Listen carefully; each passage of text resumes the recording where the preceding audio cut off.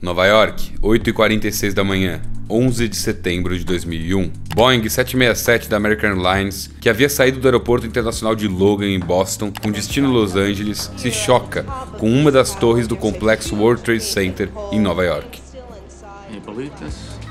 Essa foi uma mudança de percurso que alterou a história do mundo. Hoje, falaremos do maior atentado terrorista da história dos Estados Unidos, o atentado de 11 de setembro de 2001, um dia que nunca acabou.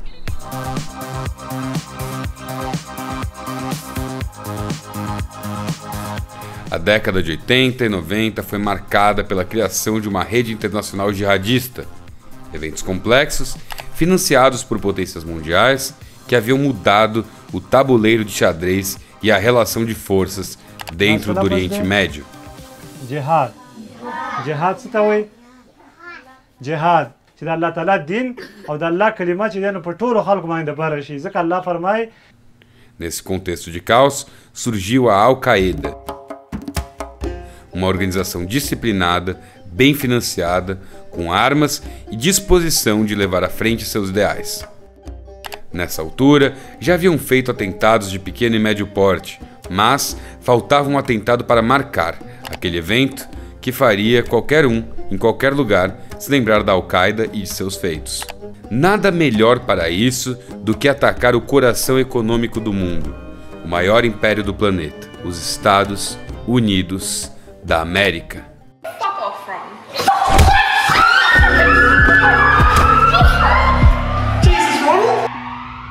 Mas como fazer isso? Atacar um país distante e poderoso, com uma enorme rede de espionagem e que estava ciente da própria rede de Osama, antigos associados. Bom, vamos lá. 2001 era o início de um novo ciclo para os americanos. No ano anterior, houve eleições nos Estados Unidos, disputadas, nas quais o então vice-presidente democrata, Al Gore, enfrentou o governador republicano do Texas, George W. Bush. Graças a uma recontagem suspeita das células de voto no estado da Flórida, Bush foi eleito, de modo que o republicano assumiu os Estados Unidos, que estava em um período de paz relativa. Desde a Guerra do Golfo, não houve conflito encabeçado diretamente pelo tio Sam. Enfim, Bush iniciou seu mandato sendo o primeiro presidente americano do século XXI. Seu vice era um sujeito chamado Richard Bruce Cheney, ou Dick Cheney, um habilidoso articulador político que havia sido chefe do gabinete do governo Ford, deputado e secretário de defesa do Bush pai. E vale destacar que antes das eleições ele era nada menos do que CEO da Halliburton Company, uma das maiores petrolíferas do planeta. Ou seja, era um sujeito bem interessado no Oriente Médio. E seu nome é muito importante, pois há quem diga que o que veio após o 11 de setembro não era bem uma política Bush, e sim uma política Cheney para o Oriente Médio. Muito bem, Bush e Cheney tinham juntos um perfil discreto e as coisas até aquele ponto iam muito bem, até que chegou setembro de 2001.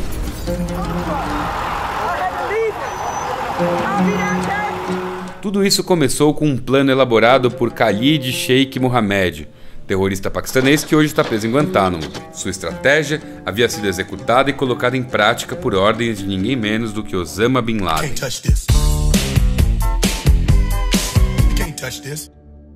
Khalid havia feito uma busca detalhada estudando o sistema de segurança americano e apresentando nomes para Bin Laden. 19 terroristas com conhecimentos dos processos internos americanos e que falavam inglês foram selecionados. O plano era o seguinte: embarcar nos voos 11, Boston-LA, 77, Washington-LA, 175, Boston-LA, todos da American Airlines, e o voo 93, de Newark a São Francisco. Sequestrá-los e os lançar contra alvos simbólicos dos Estados Unidos. Osama achou o plano ousado e decidiu seguir em frente. Era de manhã nos Estados Unidos e Bush estava visitando uma escola na Flórida, quando, às 8h46 da manhã, o voo 11 se choca com a torre norte do World Trade Center em Manhattan. Bush recebe a informação de um agente da CIA no meio da apresentação das crianças e aparenta calma. De início, achava-se que se tratava de um acidente. 15 minutos depois, essa hipótese foi descartada. Inúmeros jornalistas estavam inquietos, recebendo mensagens perturbadoras nos celulares.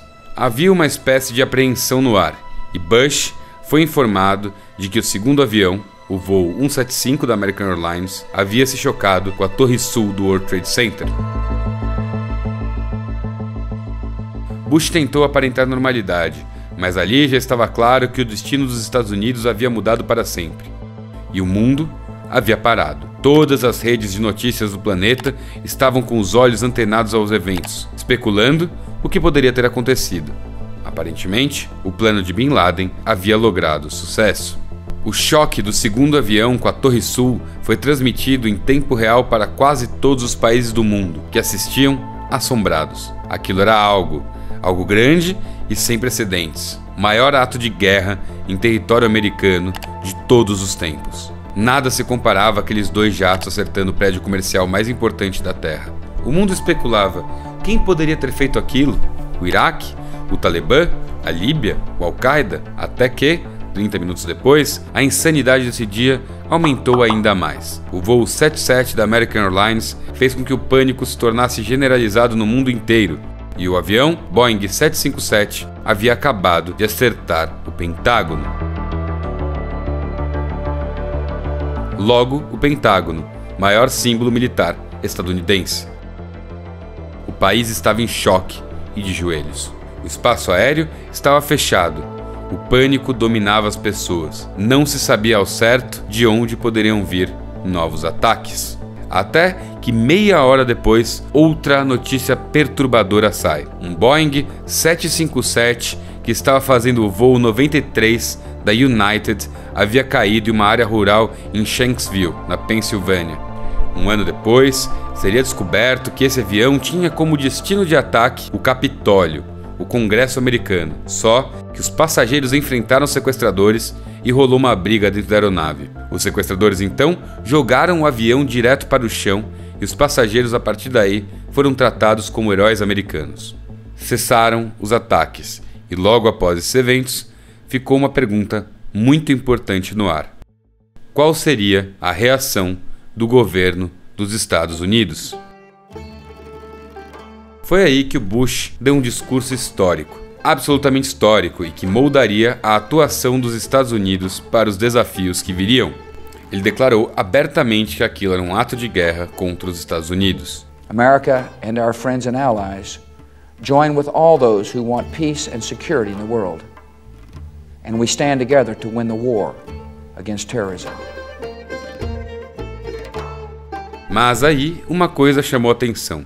Haviam passado poucos dias entre os ataques e o discurso para o Congresso, e lá, Bush já afirmava categoricamente que a Al-Qaeda era responsável pelos ataques do 11 de setembro e que o novo alvo era Osama Bin Laden. Bin Laden, esse que em 2001 não havia admitido ainda a autoria do ataque, coisa que ele faria apenas em 2002. Esse fato já era o suficiente para entender a dinâmica com a qual os Estados Unidos iriam trabalhar sua política externa no Oriente Médio e dali em diante.